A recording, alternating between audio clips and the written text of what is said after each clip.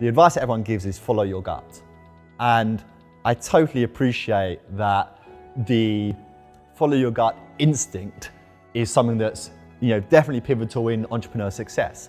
However, your gut is often kind of made up of familiarities, environments, and everything else. And I certainly kind of found that gut-led instincts all the time weren't really sufficient enough to make best decisions. This is The Summit by Fearless Adventures.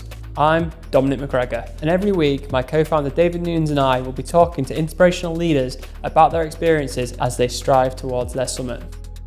Thanks for joining us today at The Summit. This is Fearless Adventures podcast where we interview amazing entrepreneurs who are on the way to reaching their summit or achieve their summit or even looking to achieve their next summit. Today we're here with Adam. He co-founded Captify and is now the chairman of Influencer. Thank you, Adam, for joining us. So amazing, career today. Take us right back to where it all began when you co-founded Captify, and what was motivating you then? What drove your purpose, and what started the journey? Yeah, so it started originally pre-Captify. I had a few jobs from university. I was at university for the whole of 3 months. Actually in Manchester Metropolitan, so I knew Manchester for 3 months. I left and kind of tried to find my feet, and whilst I was working in recruitment, I came across an affiliate marketing course, and I started to teach myself the basics of marketing. Is that because you hated recruitment? Pretty much, yeah. And so at that time I was obviously living with my mum, and I set up a computer in mum's hallway. It was like the only place we had for a computer in the house. So I set it up there, and I was just working day and night whilst I was doing recruitment. And I was I started recruitment at 8 and I was finishing at like 8 p.m, coming back, eating kind of dinner at the computer and studying till 2, 3 in the morning, getting a few hours sleep, and doing that for a period of 3 months. After 3 months, I sat my parents down and I said, I've been kind of doing recruitment for, it was almost a couple of years then, but I've been doing this kind of affiliate marketing on the side, and I've made, a decent amount of money. How much you made? I went, about £50. And they were like, so what are you trying to say to us, Adam? And I said, well, that £50 was pretty significant because I've proved the model, I've proved that I can do it. And I want to hand in my notice at the recruitment and set up this marketing business. So a couple of weeks later, handed in notice and kind of focused all my time and attention on the affiliate marketing piece. And through that, I discovered a whole world of media. And whilst I was buying media, I came across my business partner at Captify called Dominic. And we decided to team up and form Captify from there. And it was the basis of me essentially buying media and becoming an expert in buying, and him being an expert in selling media, and combining those that thought process, those skill sets, to really come up with something that was new, innovative, next level for user targeting, being able to ultimately give me as a purchaser a better ROI. So bringing those skill sets together to come up with Captify. That kind of was the start of the journey, which was really trying to find out what would give marketers a better ROI. So we looked into the market and discovered the best people that are doing this are Google. And what makes Google so special is that they've got access to all this search data, and search data is the highest form of intent. So how can we start to access that search data and bring that into a world outside of Google, so marketers can target users in a different environment, but still have the same access to that powerful search data that's applied to it. So going on a journey, how important is it having someone alongside you, who shares that vision? We see a lot of founders who we speak to, and it seems to be those that have co-founders tend to have, I think, a healthier approach to everything. Yeah, I think for us at that time in our lives, we really needed each other, and there's so many benefits of having a co-founder.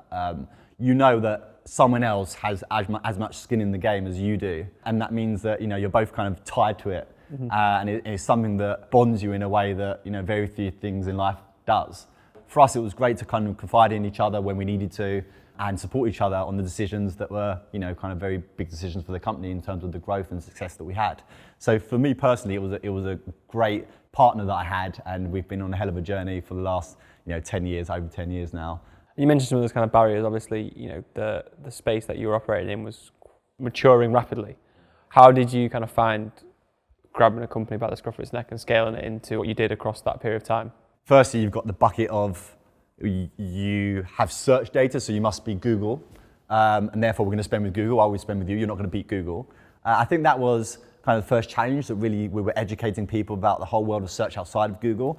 Fact is, there's a lot more search data outside of Google than within Google. When you go to a website and you search on that site, or other second-tier search engines, or comparison sites, or travel portals, that's a lot of high-intent search data, and we had to really educate the market around the power of that search data, which was actually even more valuable than the Google data, because if you want to target someone that's searching for a flight to Paris, would you target someone that's typed that into Google, or would you rather someone that's further into their consideration phase and actually on a travel portal looking for sites in that moment? So that's the data we were extracting and building audiences off the back of that. So that was kind of challenge number one, which was being in the Google bucket.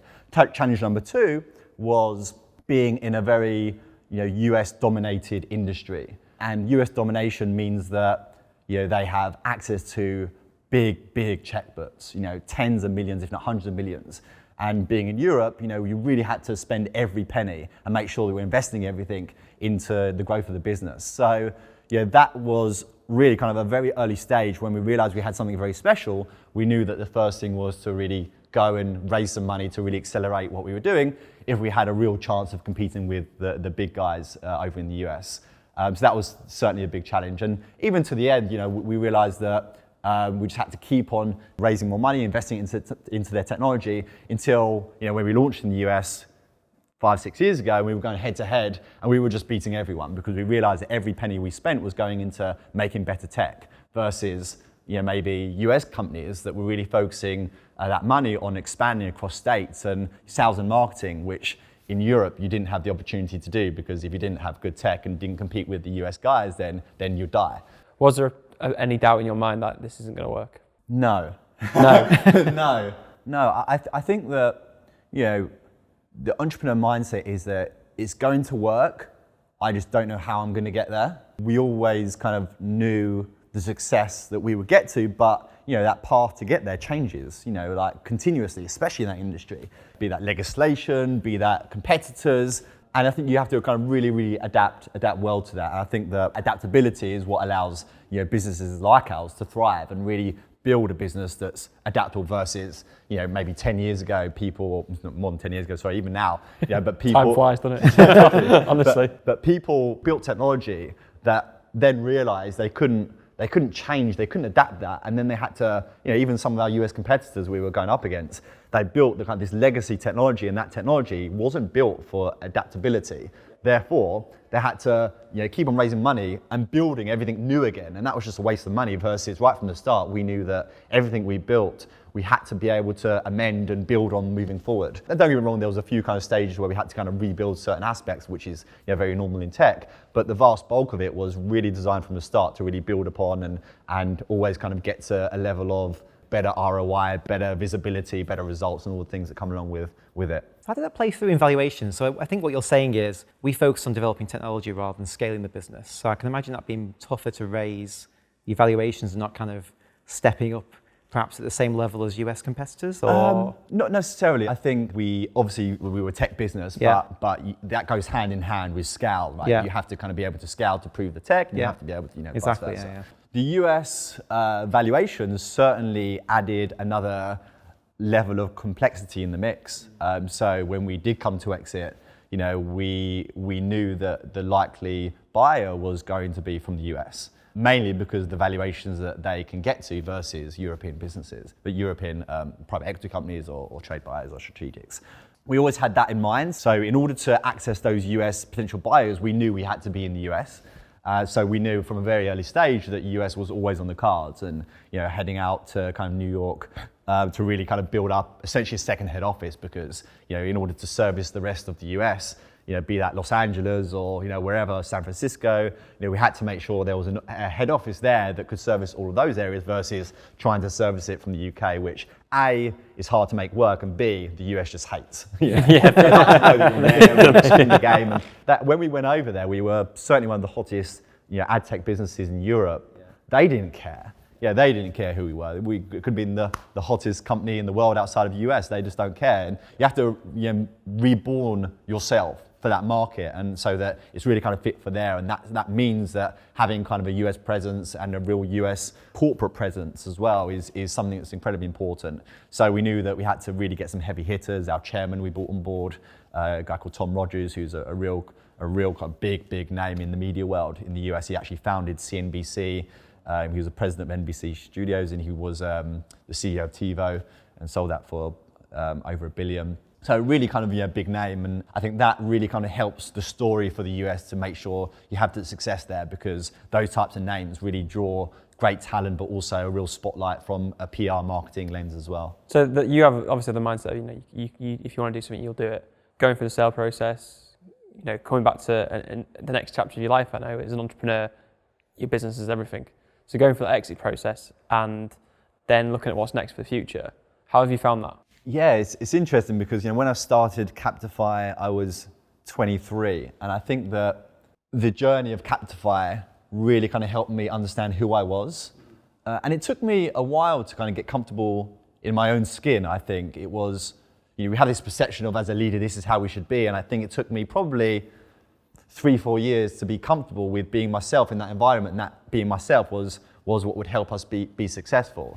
So over that kind of journey of that kind of 10 years, I definitely felt that for me personally, there was a lot of lessons that I was learning about myself and that I knew I would apply to the next chapter in my life. And for me, I think the lessons I learned around the impact that I want to make on the world and whatever I do next would certainly be under the more purposeful bucket. So how can we really make sure that all the skills that I've developed over the last 10 years I can apply to maybe an industry that is kind of rife for disruption versus just following in, doing the same thing again. I definitely won't do my next venture in that world. It'll be something that is kind of quite different. Enough of marketing life. Potentially. I can speak from experience. And it's great, and I think it's great for young people that lacked the kind of knowledge, experience, or even like the learning in that world, because it was so fresh. There was no degrees or no kind of courses that really molded you for that world. Now there's so many, but it was so new, and that it meant that people like me, without any experience, could just learn for themselves and really create something that was essentially leading in that space that helped other people that want to get into that space educate and get into it. I feel exactly the same with social chain. It was something new, which now is common. If you can be the first in that space, then eventually becomes a bit of a commodity. But for personal journey, it's the best university for business. Totally. Because marketing applies to everything. Yeah, and have you read the book Outliers? Yeah, it's my favourite book. It's a great book. Yeah, I'm rereading it again. I just finished it last week, and I, as I was reading that, I felt that there is definitely kind of a group of entrepreneurs. You're part of that group, certainly within our kind of age bucket, that we're just very, very lucky to be around. You're comparing it to the Bill Gates. Yeah. I'm comparing us to Bill Gates right now. I'm taking it. Yeah. But I think that I think that totally. I think that you look at the likes of Solly and Lad Bible, you look at the likes of Jungle, you look at the likes of obviously Ben and Casper as well, Goat Boys, but they started something when it was so new. And the timing was the right timing. And also for the age group, it was very relevant to the lives that they had, that actually a lot of maybe older people in the loosest sense were maybe less familiar with those worlds, be that digital, influencer marketing, just social media platforms in general. So there was a real sweet spot for timing. And I definitely resonate with that from that chapter especially. Following your heart a little bit now in terms of being able to make a decision on going to an area which is more meaningful. Yeah. Where interests you? Well, I think that I'm taking a year and a half to 2 years off. Obviously had my second child just before the deal was done. So for me, this was really about making sure I have time to kind of work on myself and understand how I want to spend the next kind of chapter of my life. I think that so many people, they're molded by the work that they do. And I didn't want anything to mold me. I wanted to make sure that I can mold whatever work I do next. And that certainly is the questions I've been asking around what do I want to be remembered for and what impact do I want to make in the world, means that I know I have to kind of be in that purposeful area to really make sure that I get the satisfaction from whatever I do next. Been working a lot on kind of my mind, my body, and just really trying to learn different areas that I feel kind of very drawn to, such as Tim Ferriss is always kind of great with with just opening up new areas that kind of could be of interest. And I think I have a lot of interest right now in kind of breathing. I think the breathing tools that we have are absolutely remarkable, and only now just really starting to kind of make their way through mainstream. I really like some of the well-being stuff coming through that can be applied to kind of businesses, but all individuals in general as well. So definitely kind of along those areas are areas that interest me. And as we spoke many times before about education and what's lacking in that world right now, that certainly interests me. And I feel that, you know, something in the education space is really drawing me there. I don't know about you, but you know, I looked at my staff at Captify and other businesses and really saw that there was a massive hole that wasn't being filled by education systems that were falling on businesses like us to really pick up the pieces. So be that being doing additional support to really help people through moments of trauma, giving them tools just to cope with life, and even just the reality of going from school or university into a job. They really, really weren't built for it, and it really kind of just drew my attention to making sure that, you know, there is something that needs to be done. How can I kind of really help that happen? And there's still questions that I'm asking. And last tough question on that point, whose responsibility is it? Is it the private sector or public sector? I think responsibility has to be public, but I think the private sectors are the people that will create the change. And I think the public sector will be the ones to mimic that change and copy it. Reason being is that everything's interlinked in that world. You have to do X, Y, and Z to get into, you know, primary school. You have to do X, Y, and Z to get into secondary school. You have to do X, Y, and Z to get into university. So the chain's broken because everyone's relying on these other aspects in order for you to get to that next level. And I think that that's what's a massive problem, because actually, how can we create a curriculum that is more evolving with the times? How can we make sure that, you know, there is elements that are kind of changing throughout the year? Like if you know, COVID, like one of the biggest things that's kind of ever happened, that should absolutely be discussed in a classroom. But actually, no, that's not how the curriculum works. Because if you take their attention away and focus on that element of what's actually really, really important and has changed all our lives forever, they won't get all the grades and everything they need to go to the next stage. And I think that is certainly kind of a massive issue that's creating a lot of problems. So for me, I think there's a lot of great systems out there, private and public, that are doing the how we learn really, really well. They're trying new aspects. For me, it's bigger than that. It's the what we're learning isn't right for today's world. And that is the harder thing to change, especially in the UK. The UK are definitely behind when it comes to that type of element. US is doing some good stuff. I flew to Bali Green School to look at what they're doing, and they've got an amazing evolving curriculum over there. So there are some great aspects and schools that and education systems that are doing some great stuff, but you know, definitely the bulk of it is still kind of very much kind of hindered with this kind of legacy of military industrial style schooling system that we have today, unfortunately. I couldn't agree more, and I think we're not going to feel the knock-on impact now. Now we've got a little bit of pain. It's 5 years, totally, 10 years. Absolutely. When that gap keeps widening, and Yeah. you know, we start saying, why have we not got people who are interested in these areas? And it's because, well, we never inspired that interest at a young age. We aspired interest into other areas which the school system is currently set up to teach. And if you don't inspire that interest and that desire to learn more about a sector in a young age, they won't exist in the work life in the future.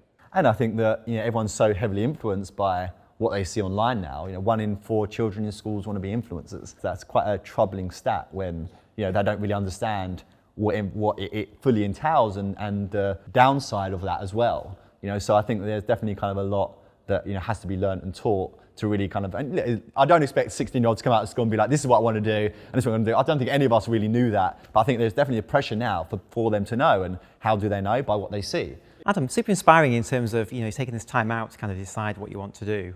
You know, it sounds amazing. You know, I think Dom and I sort of failed a little bit. We did, yeah. About, you know, There's a name for that. It's called Heroes Hour. Okay. where you kind of get bored quite quickly, and then you realise you need to do something else really quickly. That sounds familiar. Welcome to Fearless. This is a product of our boredom. But when you know, right? Yeah, exactly. But you're kind of taking care of yourself, looking after yourself, you know, looking after your mental health and stuff. A lot of entrepreneurs talk about a cost of that success. You know, like, it's tough. It's, you know, the resilience you need to kind of push through all those tough moments. Do you think there's a cost to success when you're trying to create something and disrupt industry at scale? And are you on that journey to kind of hopefully repairing some of that? Absolutely. There is always a sacrifice. I guess I had this plan. I was going to work like my absolute arse off to really kind of grow this in the best way possible.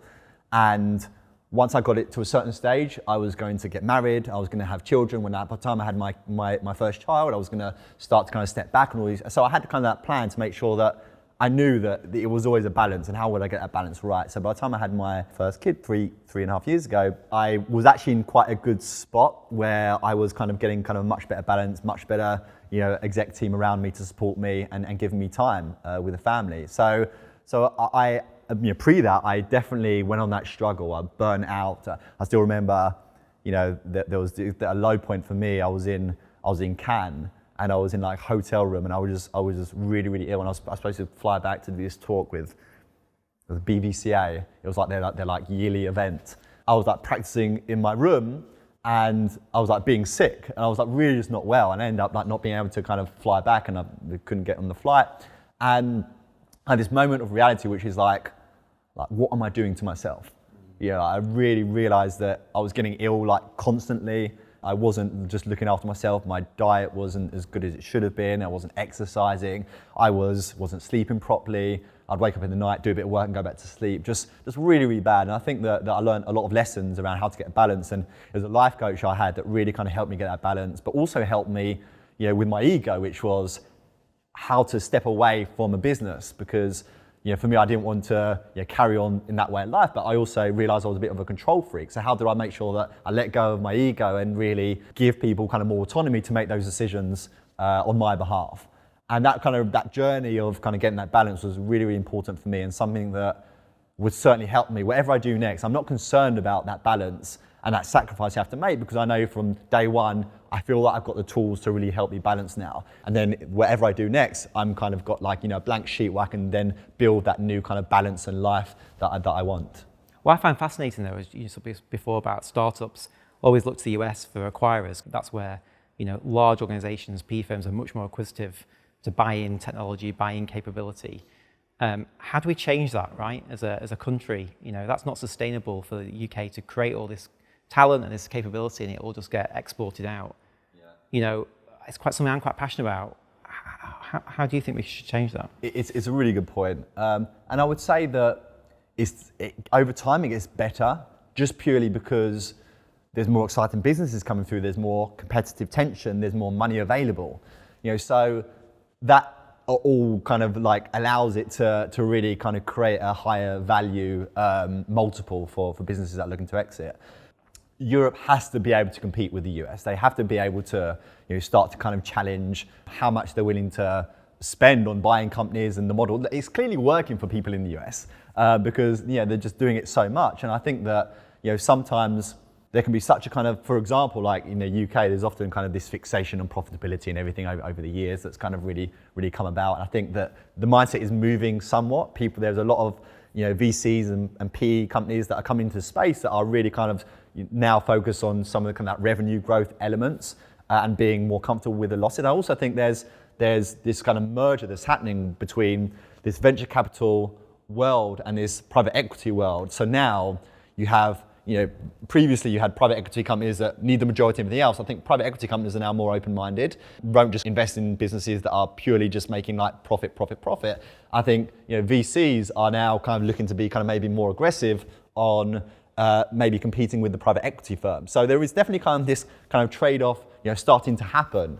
And I think what that allows is, again, more competitive tension between UK financial institutions that allows you to help drive the prices up. So I definitely think that the US is still naturally ahead because, again, everything in the US 10 times the size of here. Therefore, the valuation is very kind of easy to expand out and show the potential of a business. Versus in Europe, every country has its own intricacies and its own kind of issues when you're kind of expanding into. Versus states, you go into another state and it's the same size as most countries in Europe, if not bigger. So I think that kind of mentality is something that the US will always have over us, but I do think that the catch-up game is already starting to happen, but there still is some way to go. Yeah, and they're also more comfortable of taking a business from the Europe and scaling it in the US totally, than they are scaling into whatever 16 languages we've got in the same set base of the US. So they see that as a risk in it already. Yeah. Because they've proven it in 16 markets, and they can Totally. they see the US as one market, so Yeah. it makes it easier for them. 100%. So Adam, entrepreneurs are told, there's a top 10 rules of being an entrepreneur. Is there anything of those that you feel you're absolutely violently in disagreement with? A very kind of traditional entrepreneur response that everyone says, and I'm going to challenge that slightly. And it's not to say that I dismiss it, because I think it's valuable, but the advice that everyone gives is follow your gut. And I totally appreciate that the follow your gut instinct is something that's definitely pivotal in entrepreneur success. However, my challenge is that your gut is often kind of made up of familiarities, environments, and everything else. And I certainly kind of found that gut-led instincts all the time weren't really sufficient enough to make best decisions. For example, a lot of people talk about interviews. Yep. And I think that you could, for example, be interviewing someone, and subconsciously that person could remind you of someone that you didn't like at school. So something inside is telling you, it's ticking all the boxes, or she's ticking all the boxes, but something doesn't feel right, because maybe without even knowing, you're comparing them. And I think that your gut certainly has biases, and I think that there is something within that we have to be very careful of, and it's a balance, right? It's your heart, your mind, and your gut. And how to kind of balance that effectively is how to make good decisions. And I do think that the follow your gut, always follow your gut, I think that should come as kind of almost a last resort. When the mind and the heart are in conflict, that's when you can start to kind of rely on the gut, because that's the backup. But versus the other way, which is I think entrepreneurs put it across as just gut. I think that has to be balanced. I completely agree, because you have to sit there. Interview is probably the place where it comes across the most. Bigger decisions around new markets or new products tend to be a much more discussion based, rather than you meet someone for an hour and you decide to give them a job.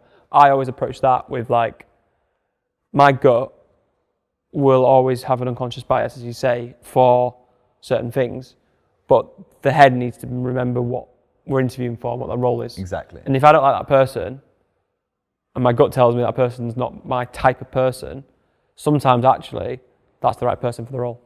Totally. So you've got to be able to interpret your gut. Totally. To be able to rationalise it against what the actual requirement is, versus gut says, I'm not going to get on with that person. So where is your summit, Adam? Where is my summit? My major summit is yet to come.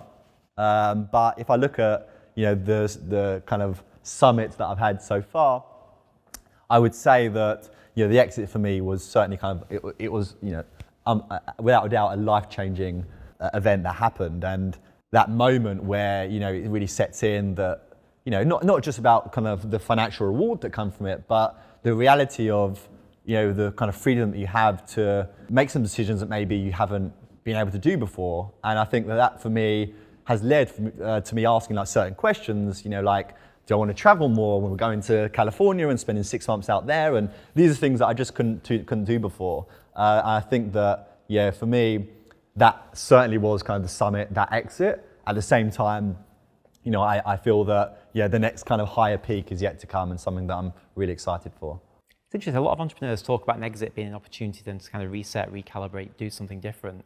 And it's almost like there's cycles, you really, if you want to disrupt industry, you can only do that for so long in terms of your mental health, your physical health, and you need something which is a moment to kind of go, okay, there's something there that allows me to go, that's done, and I can now move on to the next thing. 5 to 7 years, that's what everyone says. Yeah. 5 to 7 year sprints.